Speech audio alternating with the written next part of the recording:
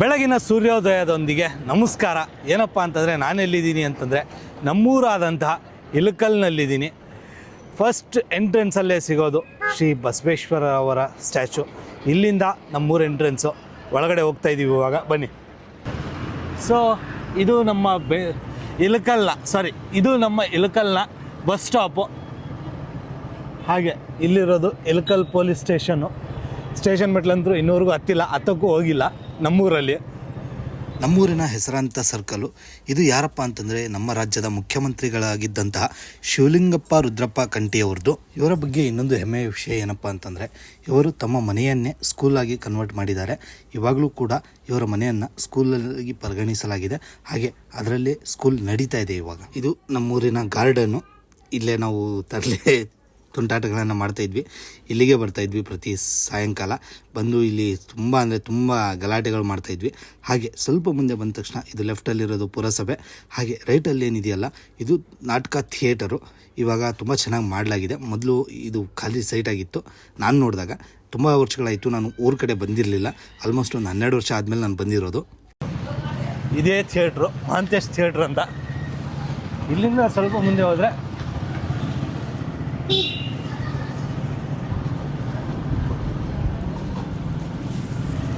ಇದು ಮಾಗಿ ಮೆಡಿಕಲ್ಲು. ಇಲ್ಲಿಂದ right straight ಹೋದರೆ ಇನ್ನೂ 2 ಥಿಯೇಟ್ರ್ ಬರುತ್ತೆ.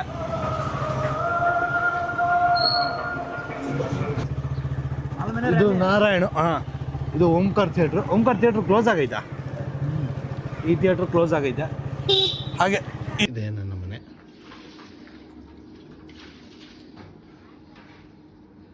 ನಾನು ಹುಟ್ಟು ಬೆಳೆದಂಥ ಗಲ್ಲಿ. ಮನೆ ಸ್ವಲ್ಪ ಸರಿ ಇಲ್ಲ, ಮಾಡಿಸ್ಬೇಕು. ಈ ವರ್ಷದಲ್ಲಿ ಮಾಡಿಸೋಣ. ಯಾವ ರೀತಿ ಆಗಿದೆ ನೋಡಿ ಅವಸ್ಥೆ. ಇದೇ ನಾನು ಹುಟ್ಟಿ ಬೆಳೆದಂಥ ಗಲ್ಲಿ, ಜನ್ನತ್ ನಗರ್, ವಾರ್ಡ್ ನಂಬರ್ 3 ಅಂತ. ಇದು ನಮ್ಮೂರಿನ ಹೆಸರಾಂತ ದರ್ಗಾ, ಮುರ್ತುಜ್ ಖಾದ್ರಿ ದರ್ಗಾ. ನಮ್ಮೂರಲ್ಲಿ ಒಂದು ಮಾತು ನಡೆಯುತ್ತೆ. ಏನಪ್ಪ ಅಂತಂದರೆ ಊರೊಳಗಡೆ ಇದ್ದರೆ ಮಾಂತಪ್ಪ ಕಾಯ್ತಾನೆ, ಊರು ಹೊರಗಡೆ ಇದ್ದರೆ ಮುರ್ತುಜಪ್ಪ ಕಾಯ್ತಾನೆ ಅಂತ. ಇದು ಏನು ಕೇಳ್ತಾ ಇದ್ದೀನಿ ಅಂತಂದರೆ ನಮ್ಮೂರು ಭಾವೈಕ್ಯತೆಯ ತವರೂರು. ಈ ನಮ್ಮೂರಲ್ಲಿ ವಿಜಯ ಮಹಾಂತೇಶ್ವರ ಮಠ ಮತ್ತು ಗದ್ದುಗೆ ಇದೆ. ಹಾಗೆ ಮುರ್ತುಜ್ ಖಾದ್ರಿ ದರ್ಗಾ ಕೂಡ ಇದೆ. ಇಲ್ಲಿ ಪ್ರತಿಯೊಬ್ಬರು ಕೂಡ ಬರ್ತಾರೆ, ಹಿಂದೂ ಮುಸ್ಲಿಮು ಎಲ್ಲರೂ ಕೂಡ. ಈ ಜಾತ್ರೆ ದಿನ ಅಂದರೆ ಗದ್ದುಗೆಯ ಜಾತ್ರೆ ದಿನ ಮುಸ್ಲಿಮ್ಸ್ ಅಲ್ಲಿಗೆ ಹೋಗ್ತಾರೆ. ಉರುಸಿನ ದಿನ ನಮ್ಮ ಹಿಂದೂಗಳು ಕೂಡ ಅಲ್ಲಿಗೆ ಬರ್ತಾರೆ. ಪ್ರತಿಯೊಬ್ಬರು ಕೂಡ ಭಾವೈಕ್ಯತೆಯಿಂದ ಇದ್ದೀವಿ ನಾವು ಇಲ್ಲಿ. ಇದು ನನಗೆ ತುಂಬ ಇಷ್ಟ ಆಗುವಂಥ ಪ್ಲೇಸು ಯಾವುದಪ್ಪ ಅಂತಂದರೆ ವಿಜಯ ಮಹಾಂತೇಶ್ವರ ಗದ್ದುಗೆ. ಇದು ನಮ್ಮ ವಿಜಯ ಮಹಾಂತೇಶ್ವರ ಮಠದವರ ಗದ್ದುಗೆ. ಹಾಗೆ ಇಲ್ಲಿ ನನಗೆ ಬರೋಕ್ಕೆ ತುಂಬ ಇಷ್ಟ. ಇಲ್ಲಿ ಮತ್ತು ನಮ್ಮ ದರ್ಗಾದಲ್ಲಿ ನನಗೆ ಯಾವಾಗಾದರೂ ಬೇಸರವಾದಾಗ ನಾನು ಅಲ್ಲೋಗಿ ಕೂತ್ಕೋತೀನಿ.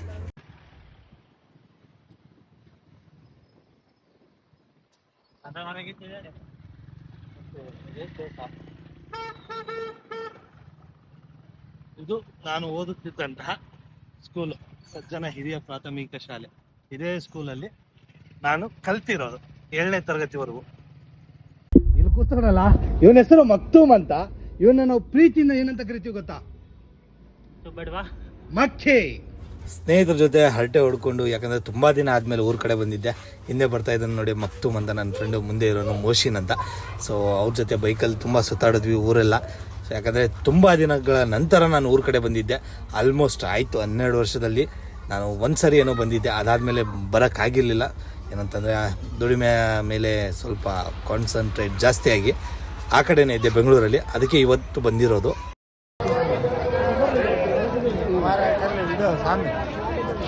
ಮಕ್ತೂಮ್, ಮೋಶಿನ್, ರೇಷ್ಮಾ.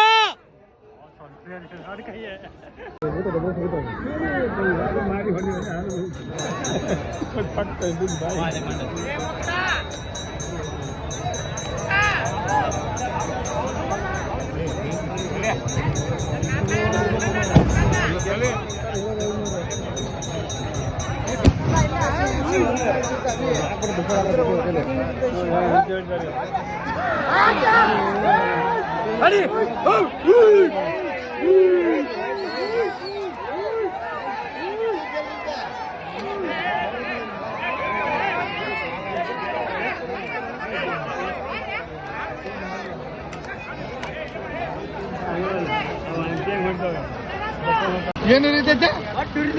ಯಾಕೆ ಉರಿತೈತೆ?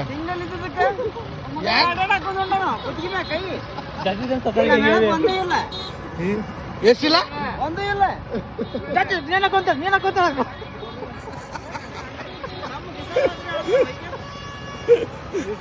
ಅಲ್ಲ ಅಲ್ಲ ಅಂತವ್ರೆಲ್ಲ ನಿಮ್ಮ ಹೊಟ್ಟೆ ಉರ್ಸಕ ಬರ್ತಾರನ? ಹೌದಾ?